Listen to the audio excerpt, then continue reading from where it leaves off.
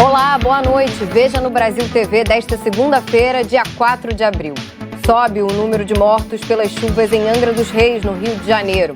Começam as campanhas de vacinação contra a gripe e o sarampo.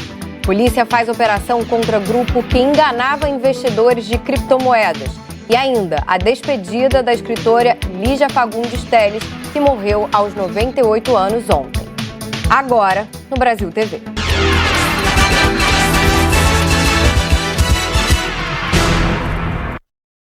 Subiu para 17 o número de mortos depois que fortes chuvas atingiram a Costa Verde, no Rio de Janeiro. As cidades de Angra dos Reis e Paraty estão praticamente isoladas. O bairro da Monsuaba, o mais atingido pela chuva em Angra dos Reis, começa a se despedir das vítimas da tragédia. Hoje, mais 2 corpos foram encontrados nos escombros.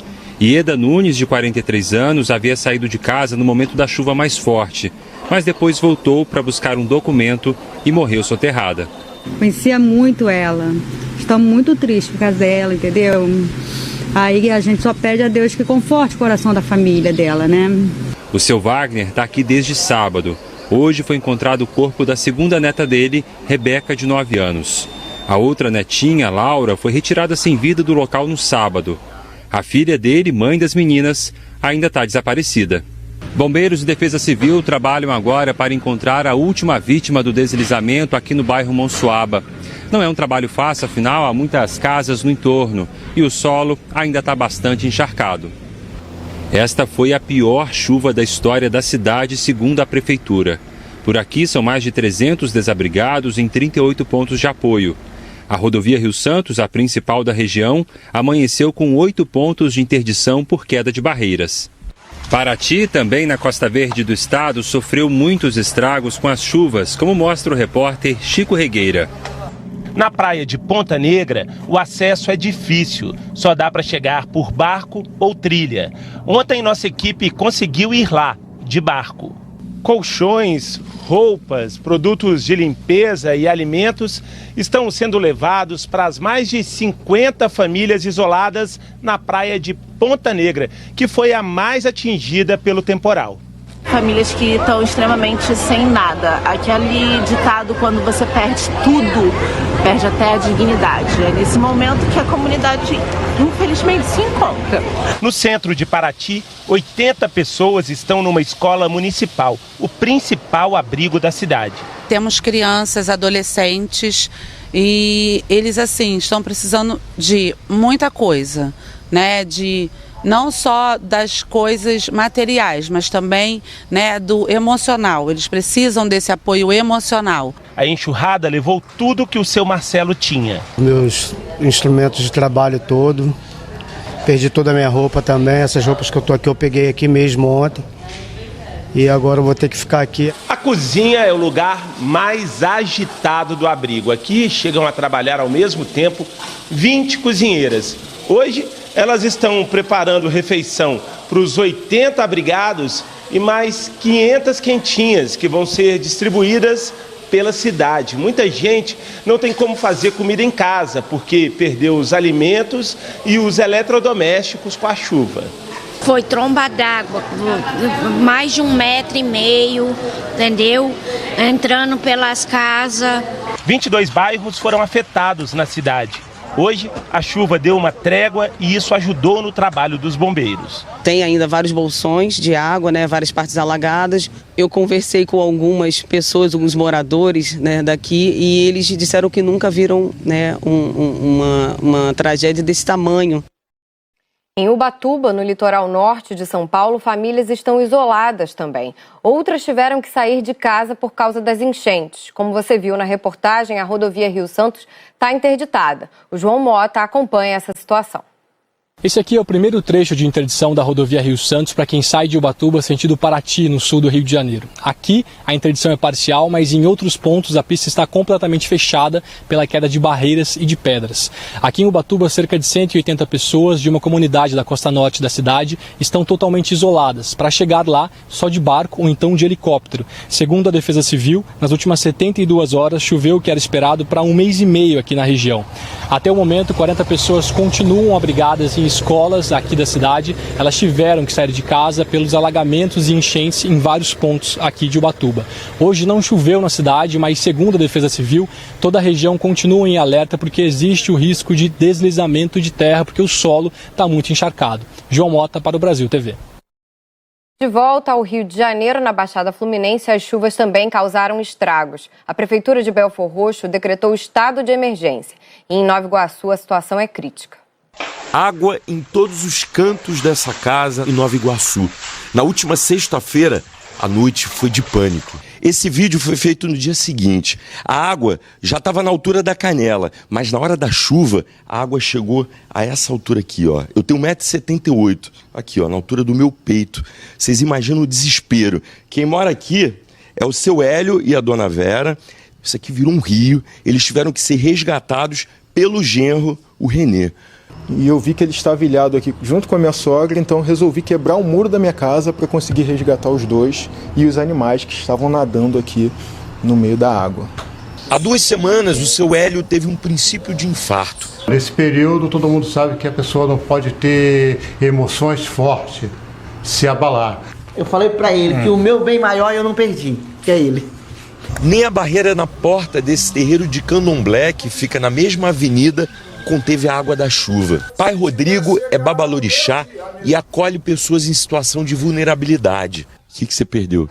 Geladeira, fogão, roupas particulares, imagens, assentamentos. No bairro Jardim da Viga, olha como ficou essa casa.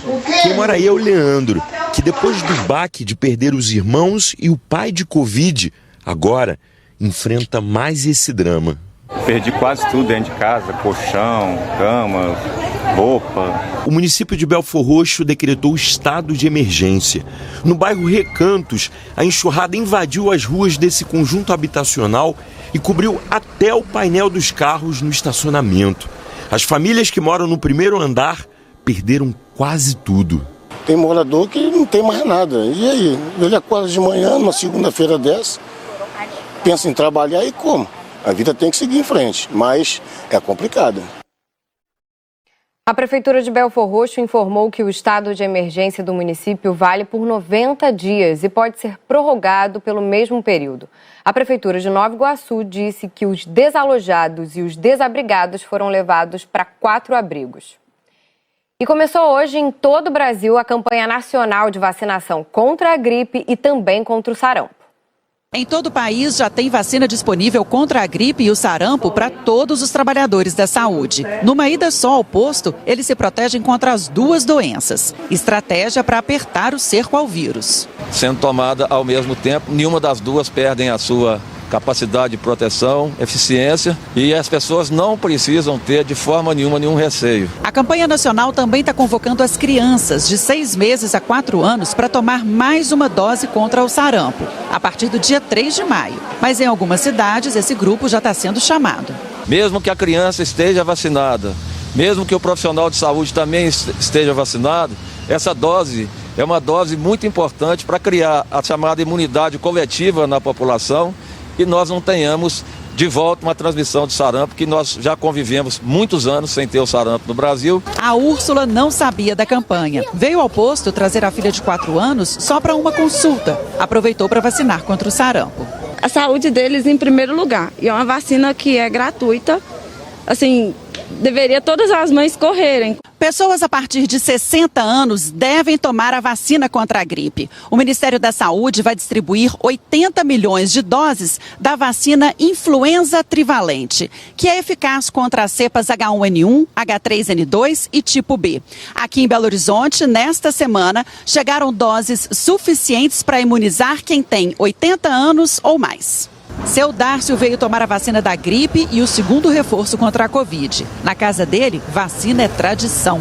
Eu vim no primeiro dia para ficar livre, ficar tranquilo e garantido, né?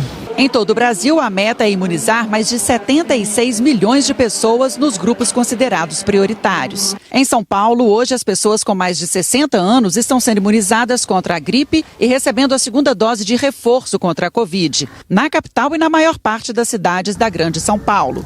Em Goiânia, os postos também estão preparados para imunizar contra a gripe e o reforço contra a Covid. No Recife, são mais de 150 pontos de vacinação. Nesta primeira etapa, quem tem mais de 60 anos recebe apenas a dose que previne contra a influenza. Seu Clóvis aproveitou a saída para caminhar e já tomou a vacina. Um benefício aí é incalculável, né? Graças a Deus. Espero que a população também faça o mesmo gesto que eu estou fazendo agora. Em Fortaleza, a expectativa é vacinar 900 mil pessoas nas 2 primeiras fases da campanha. Em Porto Alegre, nesta primeira etapa, devem ser imunizados cerca de 2 milhões de idosos e 361 mil trabalhadores da saúde. A fila neste posto de BH estava gigante, mas Dona Raimunda não se incomodou com a espera. Quer sair daqui protegida. Todos devem vacinar para evitar as doenças, né? Essa fila não me assusta, não. O negócio é saúde, né? É lógico. Vacina sim, né? Na Bahia, um decreto do governo do estado tornou facultativo o uso das máscaras em locais abertos. O Mauro Anchieta tem as informações. Em Salvador, no primeiro dia útil após a publicação do decreto, muita gente já saiu às ruas sem máscara. Aqui na Orla, onde muita gente costuma vir caminhar, correr ou mesmo passear, a maioria já circula sem o equipamento de proteção. O governo da Bahia tomou essa decisão porque os números de casos de Covid e a ocupação de leitos exclusivos para a doença apresentaram queda. Hoje, a taxa de ocupação dos leitos de UTI para a Covid é de 22% no estado. Apesar da liberação, ainda tem muita gente de máscara nas ruas. Pelo decreto estadual, a máscara só será exigida em ambientes abertos quando as pessoas estiverem em filas de atendimento de serviços públicos ou privados ou em locais de muita aglomeração, como feiras livres. O decreto também estabelece que o uso de máscaras continua obrigatório nos transportes públicos, estações de ônibus e metrô, assim como em shoppings, bares, restaurantes, teatros, cinemas, igrejas, escolas e universidades. Mauro Anchieta para o Brasil TV. Em Minas Gerais, a partir de hoje, os moradores de Betim podem ficar sem máscara em locais fechados. Segundo a Prefeitura, a medida foi possível por causa da melhora dos indicadores da pandemia na cidade.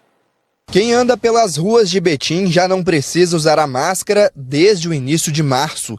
Agora, a flexibilização da proteção no rosto foi ampliada e, a partir de hoje, o uso de máscara em locais fechados deixa de ser obrigatório na cidade. A mudança foi divulgada em uma edição extra do Diário Oficial do município na última sexta-feira. A publicação ainda prevê uma série de medidas que ainda devem ser adotadas pelos estabelecimentos comerciais, como a ventilação do espaço e oferecer álcool para a higienização das mãos e limpeza de mesas, cadeiras e corrimãos. Sensação de liberdade, né? Mas desde que a gente também tenha consciência da questão da vacinação, e eu acho que ficou melhor até para a gente poder voltar a uma comunicação mais livre. A flexibilização só foi permitida por causa do avanço da vacinação e a redução de casos graves de Covid-19. Aqui em Betim, mais de 90% da população já recebeu as 2 doses da vacina contra a doença. É preciso ainda ficar atento.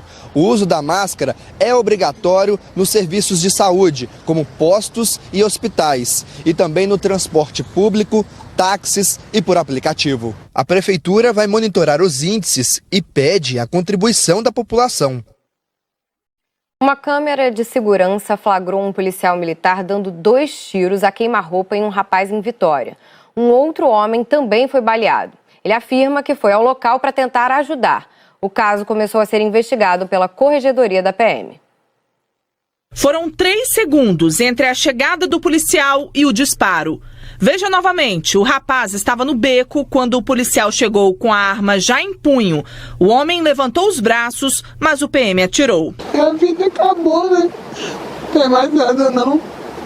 Eu nem sei o que eu vou falar pro meu filho, ele era muito apegado nele, eu não sei. 2 anos trabalhando já no mesmo lugar, o patrão dele amava ele. Queria até, semana que vem, o salário dele ia aumentar, não tem gente, tinha mudado ali por causa do tráfico de droga ali intenso, entendeu? O boletim de ocorrência feito pelos policiais diz que os militares estavam fazendo patrulhamento no local de intenso tráfico de drogas quando um homem armado fugiu e entrou em um beco. No vídeo divulgado pela família do homem baleado, não aparece o momento em que ele chega ao local.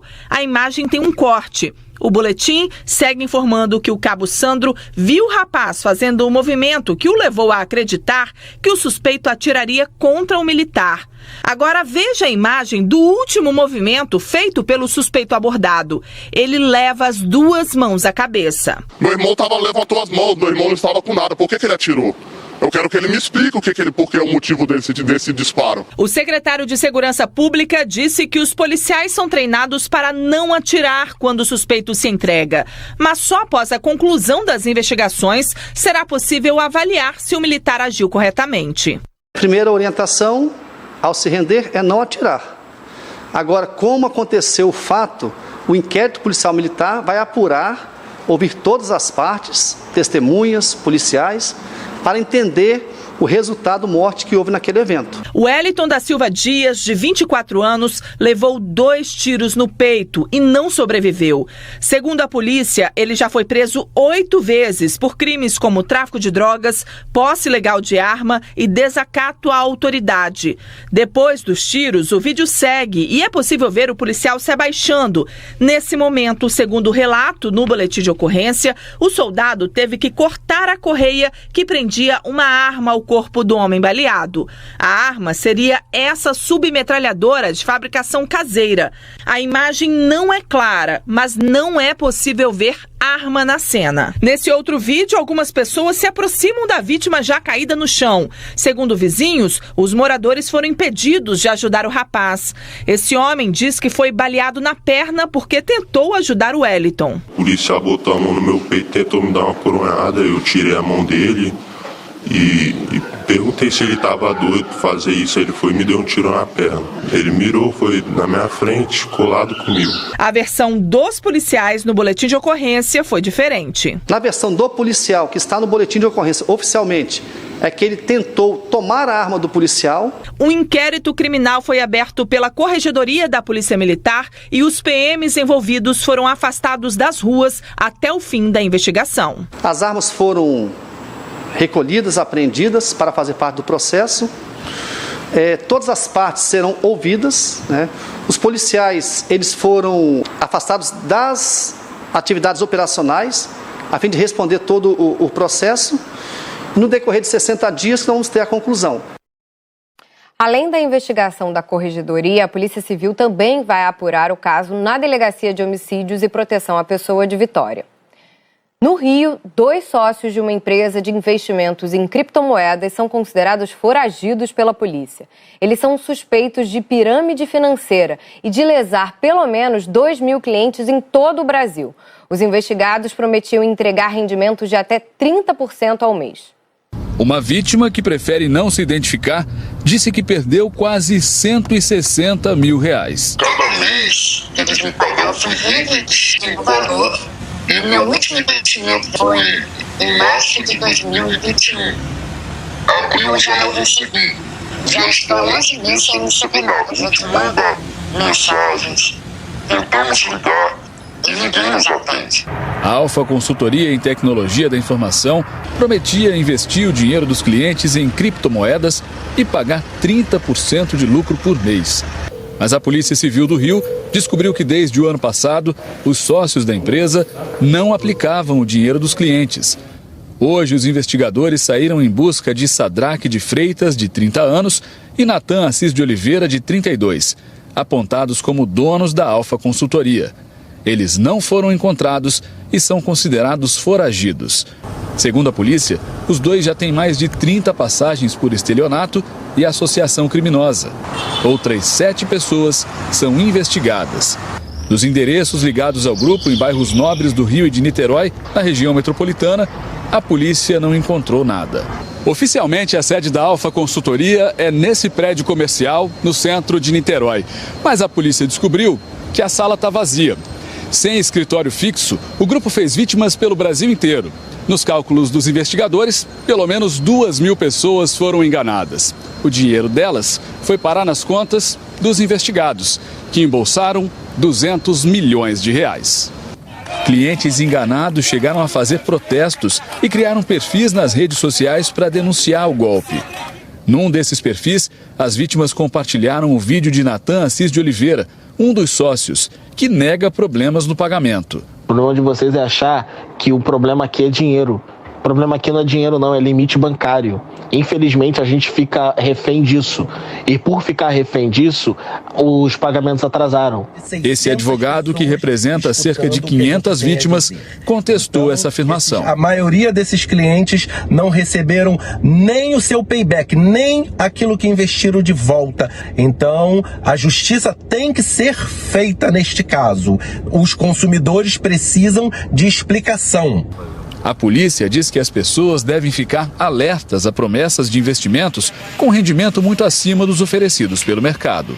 30% de rentabilidade é incompatível com o mercado. Não há como um investidor prometer 30% de rentabilidade. Não acreditar em promessa fácil. Não existe dinheiro fácil. Nós procuramos os advogados de Sadraque de Freitas e Natan Assis de Oliveira. Eles declararam que estavam apurando os fatos e que emitiriam um posicionamento, o que ainda não aconteceu. A seguir, está aberto o período para pedir isenção da taxa de inscrição do Enem.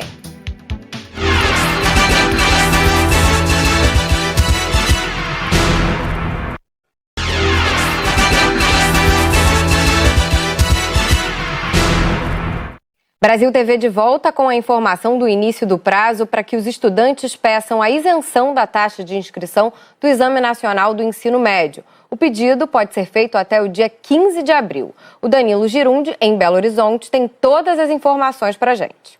Os pedidos devem ser feitos na página do participante no próprio site do INEP.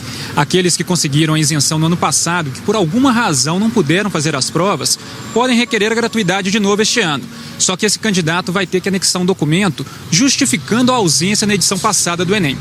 Tem direito à gratuidade no Enem os estudantes de escola pública que vão concluir o ensino médio em 2022, assim como aquele que cursou todo o ensino médio em escola pública ou como bolsista integral de escola particular. Também podem ter isenção quem tem renda igual ou inferior a um salário mínimo e meio por pessoa, o equivalente a R$ 1.800, ou participante que declarar situação de vulnerabilidade por ser membro de família de baixa renda. É importante lembrar que o pedido de isenção não garante a participação no exame.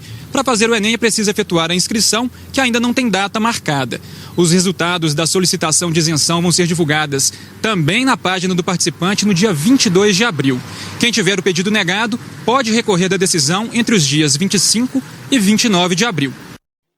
O corpo da escritora Lígia Fagundes Telles foi cremado hoje pela manhã no cemitério da Vila Alpina, na zona leste de São Paulo. A cerimônia foi restrita a familiares. Lígia Fagundes Telles morreu aos 98 anos ontem de manhã. Dos 98 anos que viveu, em pelo menos 83, Lígia Fagundes Telles esteve envolvida com o seu grande ofício, a literatura. O primeiro livro, Porões e Sobrados, é de 1938 e foi publicado com investimento do pai, quando ela tinha 15 anos. Mas a escritora começou a contar sua obra a partir de Ciranda de Pedra, de 1954, romance que virou novela da Globo. No céu cor-de-rosa. A Lígia sempre foi uma mulher que lutava pelos direitos femininos, pela posição da mulher na sociedade, uma posição que ela sempre defendeu como sendo parelha ao homem. Lígia poderia ter se desviado e seguido a carreira no direito quando se formou em 1945 pela Universidade de São Paulo. Aqui, no Pátio das Arcadas, no Largo de São Francisco, ela conviveu com intelectuais modernistas, entre eles Mário e Oswald de Andrade e Paulo Emílio Salles Gomes, com quem se casou. Mas, felizmente, foi a literatura que a conquistou. Eu a qual eu dou o melhor de mim mesmo, que é nesta luta das palavras. É que não me parece, conforme o poeta disse no poema tão belo dele, Carlos Drummond de Andrade, é a luta mais vã. Não é a luta mais vã. Ele sabe que não é a luta mais vã. E o meio acadêmico reconhece. Tanto que Lígia recebeu os principais prêmios de literatura. Foi ganhadora do Prêmio Camões em 2005, o maior troféu em língua portuguesa. Além de ter vencido o Jabuti em 1966, 1974, 1996 e 2001. No Brasil, a aclamação à sua obra veio em 1985, quando passou a ser a terceira mulher a ocupar uma cadeira na Academia Brasileira de Letras. Mas era a Academia Paulista de Letras, no centro de São Paulo, que a escritora era mais apegada. O amigo Gabriel Chalita lembra como Lígia entendia que tinha papel fundamental na celebração da literatura. Ela foi amiga da Clarice Lispector, ela contava histórias lindas da Clarice Lispector e ela contava essas coisas dos textos, da literatura, das escritoras, dos escritores, né? Com essa dimensão de semear palavras pelas pessoas. Lígia Fagundes Telles ingressa, linda, soberana, no panteão da pátria, onde foi acolhida por aqueles brasileiros ilustres que semearam a grandeza entre nós. Vários de seus mais de 20 livros foram escritos sobre o gabinete da máquina de costura que havia sido de sua avó e de sua mãe. E me fez bem eu escrever em cima desta máquina, como se estivesse costurando, costurando as palavras, como mamãe fazia nos tecidos, né? Palavras que foram costuradas na forma de obras atemporais, que nutriram quase um século de vida de uma mulher convicta de sua missão. Quando eu estou escrevendo, é um instante de alegria muito pura, porque não depende das circunstâncias. Só eu estou comandando este barco neste momento. E é só de mim mesmo que pode vir esta força, esta minha vontade de beleza, esta minha vontade de verdade, esta minha vontade de vida. O Brasil TV fica por aqui. Outras notícias logo mais no Jornal Nacional, às 8h30 da noite, hora de Brasília. Até amanhã.